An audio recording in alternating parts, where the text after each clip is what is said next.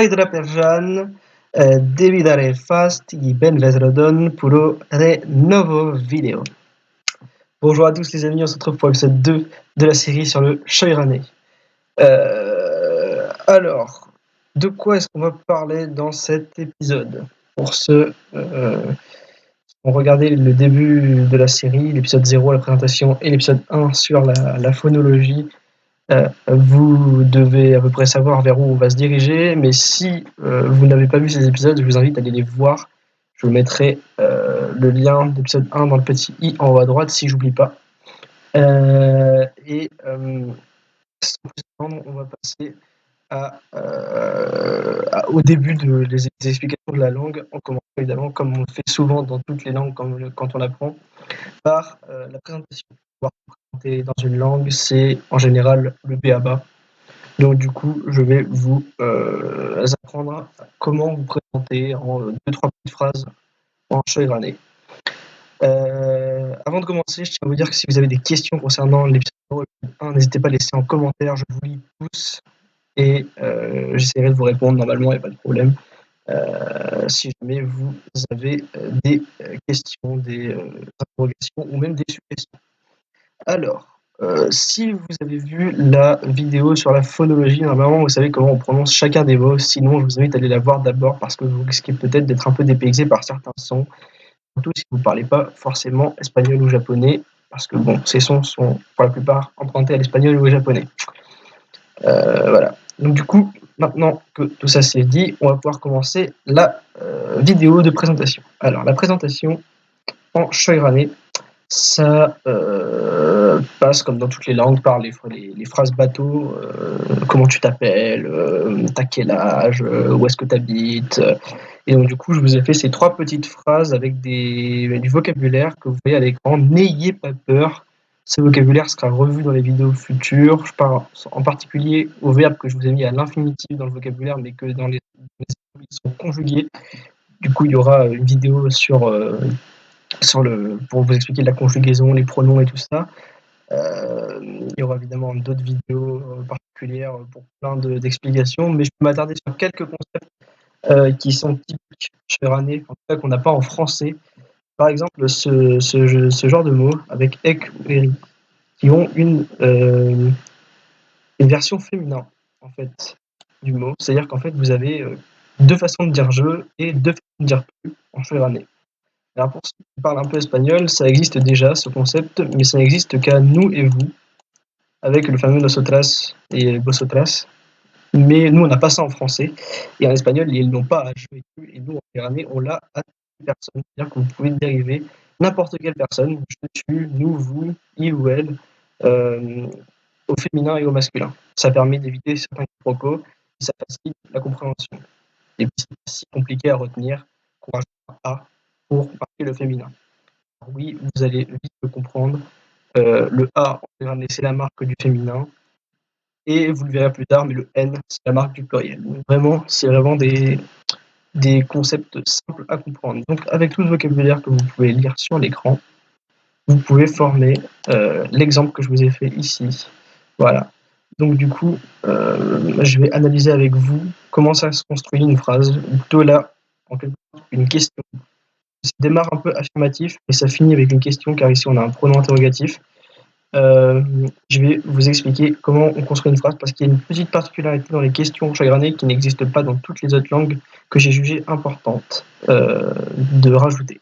Donc du coup, je vous explique ça tout de suite. Ici, on a le premier mot de la phrase « salut » qui est en même position, juste avant la virgule, comme en français. Vous l'avez déjà vu, ce mot fait partie de l'introduction de chacune de mes vidéos.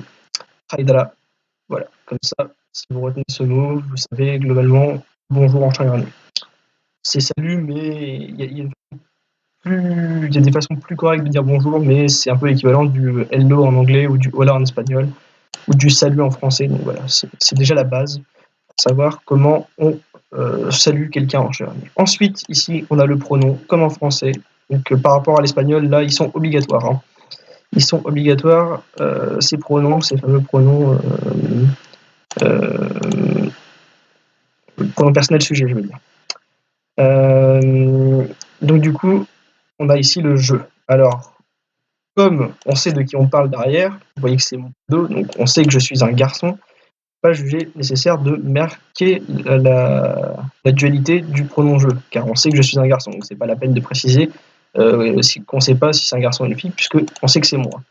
Donc du coup, je n'ai pas mis le EK avec le A entre parenthèses. Ensuite, ici, il y a la forme irrégulière d'aro, qui est le verbe être, au présent. Donc en gros, ça veut littéralement dire suis. C'est la première personne du singulier du verbe être au présent de l'indicatif. C'est une irrégularité, on verra ça dans les conjugaisons. Je vous réexpliquerai ça une autre fois. Ensuite, ici, on a voilà, le prénom. Donc là, j'ai mis mon pseudo. Mais bon, vous voyez bien que je suis un garçon. Donc du coup, ça respecte la logique. Ensuite, ici, on a la petite conjonction de coordination et. Voilà, assez facile à retenir. D'ailleurs, si vous voulez savoir, pour dire où, on dit yo. Donc c'est vraiment eidi ou yo. C'est vraiment pour but de vraiment faciliter, faciliter la fixation des connaissances. Ensuite, ici, on retrouve le toi. Alors là, ça va être un concept que vous allez peut-être avoir du mal à assimiler. En fait, les pronoms personnels sujets et les pronoms possessifs, moi, toi, non, les pronoms démonstratifs, pardon, je veux dire, donc moi, toi, soi, moi, toi, lui, elle, tout cela, c'est les mêmes que les pronoms personnels sujets. C'est-à-dire qu'en fait, toi dit pareil que tu. Et c'est juste en fonction de la position dans la phrase que vous ferez la différence. Normalement, ça devrait être assez facile à reconnaître. Donc du coup, ici, vous voyez que Eri ou Eria, qui veut dire tu, est ici utilisé dans la phrase pour signifier toi. Et comme dans l'exemple, on précise le prénom et qu'on ne sait pas à qui on s'adresse, j'ai mis les deux genres possibles pour que vous puissiez voir, en fonction de si vous adressez à un garçon, vous utiliserez Eri, et si vous adressez à une fille, vous utiliserez Eria. Voilà. Ensuite, on a le pronom interrogatif Yorate qui veut dire comment.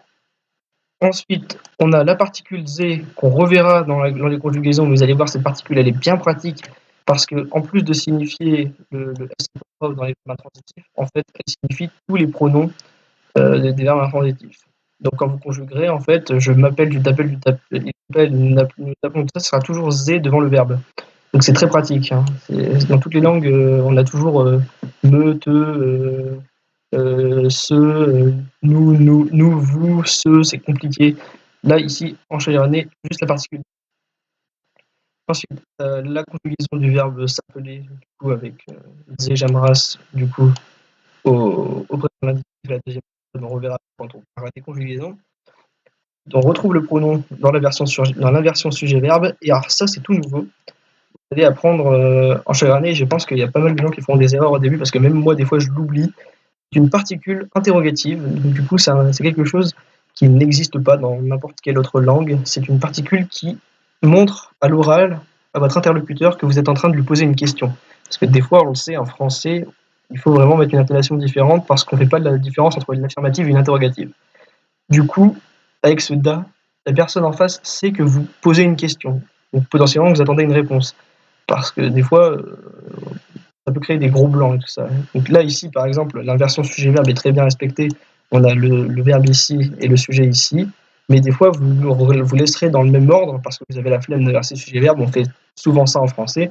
Et donc, du coup, cette particule qu'on rajoute en fin de phrase, elle permet d'être sûr qu'on pose une question. Et donc, du coup, qu'on peut potentiellement attendre une réponse de notre interlocuteur. Donc, du coup, cette particule, déjà, vous posez problème alors que vous la reteniez, que vous n'oubliez pas de la mettre en fin de question. Pour vous dire, il y a un point d'interrogation. Ah, est-ce que j'ai mis mon da avant? Et du coup, je pense que certains l'auront vu, et du coup, vous allez peut-être râler, mais en effet, cette particule se dit exactement de la même manière euh, que le verbe être à la première personne du singulier au présent indicatif. C'est parce que le verbe être est une irrégularité. Hein. Normalement, il ne devrait pas se conjuguer comme ça, mais donc du coup, voilà. Ça fait partie des deux seuls mots en méditerranée en double sens pour l'instant. Mais je pense que vous pouvez encore faire la différence entre une particule et un verbe. Ouais, je pense que vous en êtes capable. On passe à la suite de la présentation. On va rajouter un petit peu de vocabulaire. Donc, notamment, voilà, avoir, le mot en ou année qui va pour servir, le, le pronom interrogatif quel et le mot âge. Alors là, déjà, plusieurs choses. Vous pouvez voir D'ailleurs, je vais préciser. Voilà.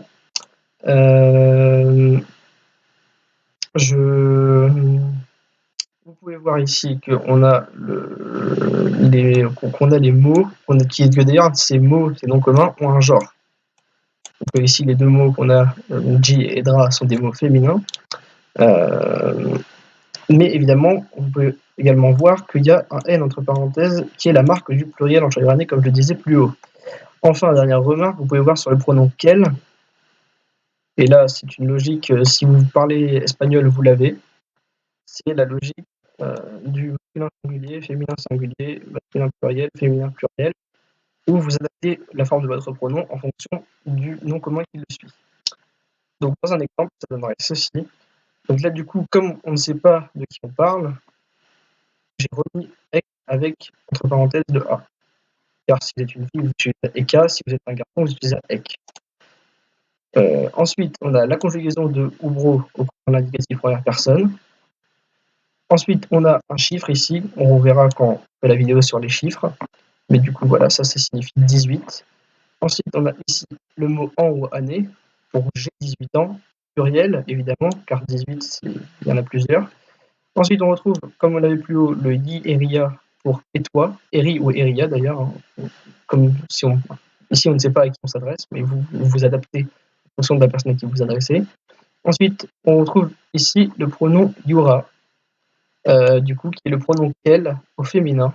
Donc voilà, vous adaptez yuro, yura, yuron, yuran, et comme derrière c'est le mot edra qui est un mot féminin singulier, et bien vous vous adaptez, vous accordez yura, enfin, vous accordez yuro à yura pour qu'on respecte voilà l'accord. Ensuite, vous avez la conjugaison de ubro à la deuxième personne du singulier au présent avec ubras. De nouveau le pronom tu, inversion sujet-verbe, avoir, conjugué et tu, pronom personnel sujet tu. Et la marque interrogative, on n'oublie pas le fameux da.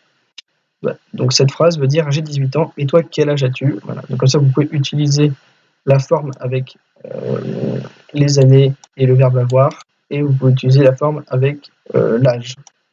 Voilà, vous connaissez les deux formes différentes de parler de l'âge. Enfin,